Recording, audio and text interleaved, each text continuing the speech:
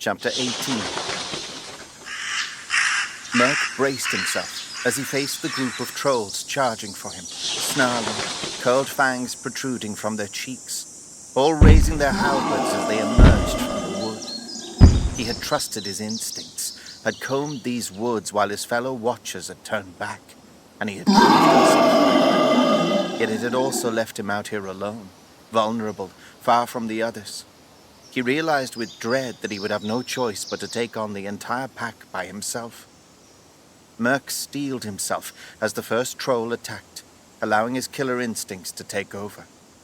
He felt a sense of calm wash over him, entered that place he always returned to, where he could separate himself from the violence about to happen, could quiet his fear even in the face of mortal danger.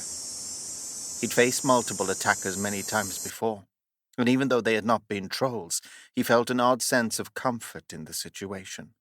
Fighting, after all, was what he had been born to do, as much as he tried to turn his back on it. As the first troll swung the hatchet down for his head, a blow strong enough to cut a tree in half, Merc waited for the last moment, then stepped aside, feeling the whoosh of the blade beside him.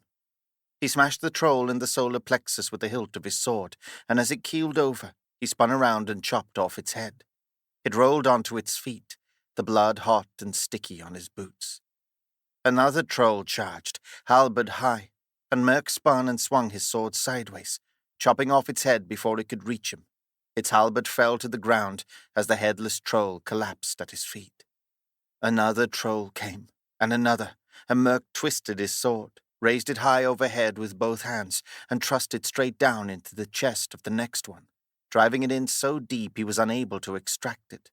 The creature shrieked as it dropped to its knees, and as the other troll brought down his halberd, Merc, weaponless, dropped to his knees, ducking as the blade grazed his hair. He then reached out, grabbed the halberd off the ground, swung sideways, and chopped the troll's legs out from under him. The troll shrieked as it fell to the ground, and Merc, not hesitating, swung around and chopped its back.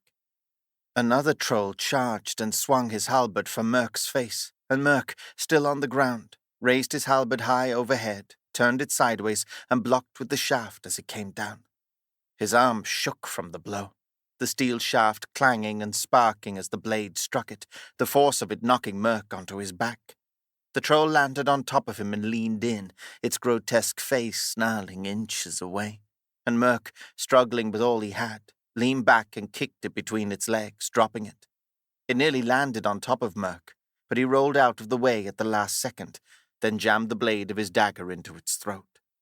The move, though, left Merc's back exposed, and he sensed more trolls behind him. He glanced back and saw a fast and powerful troll racing for him, lowering the hatchet for his exposed back, and he knew he could not react in time. He braced himself, already anticipating the pain of the blade cutting through his flesh. He knew he would die, yet he took some solace in the fact that he had taken many of these creatures with him, and had helped protect the realm. As he braced himself, there came a sound of something whizzing by his head, and Merc spotted out of the corner of his eye a golden spear fly by, barely missing his ear.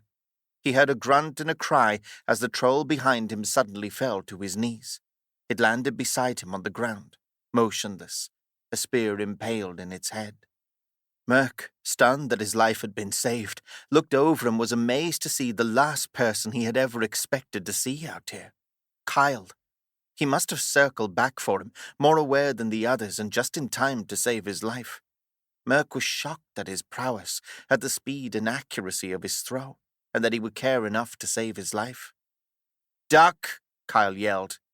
Merc ducked low, and as he did, a halberd flew over his head, wielded by another troll whom Merc had not seen. Kyle raced across the clearing with a speed unlike any Merc had ever seen. A blur, a flash of light, as he reached the troll standing over Merc and kicked it in the chest. It was no mere kick. It sent the troll soaring through the air, 50 feet across the clearing, where it smashed into a tree with such force that it cracked the tree in half. The troll slid down limp, dead. Merc sat there, stunned as he watched the boy in action.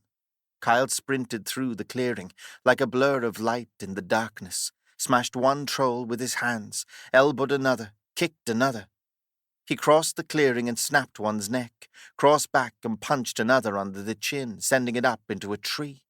They were like molasses around him, and within moments the trolls' bodies piled up, dozens of them lying in the clearing, motionless. Merc stood and stared in the silence, speechless.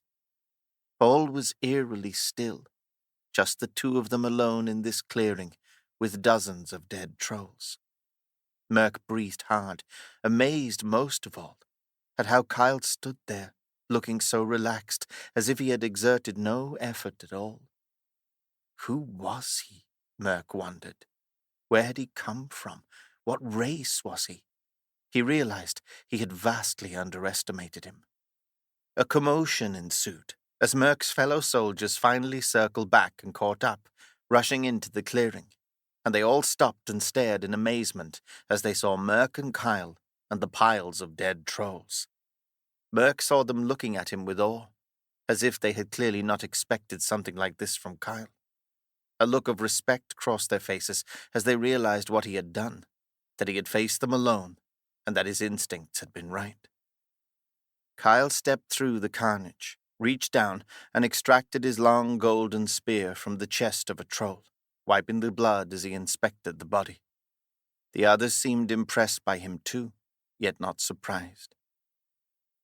"These are no mere trolls," Kyle said, stepping forward and shoving one over with his boot. "Look at their dress, their weapons." Merc examined them, but he could not understand. "They are unsinged," Kyle explained. "Somehow, they did not pass through the flames." Merc looked back at the others, who all stared back, fear and intensity in their eyes, and slowly the realization began to dawn on him too. "Marda," he said, his voice grave in the black of night, "has broken through."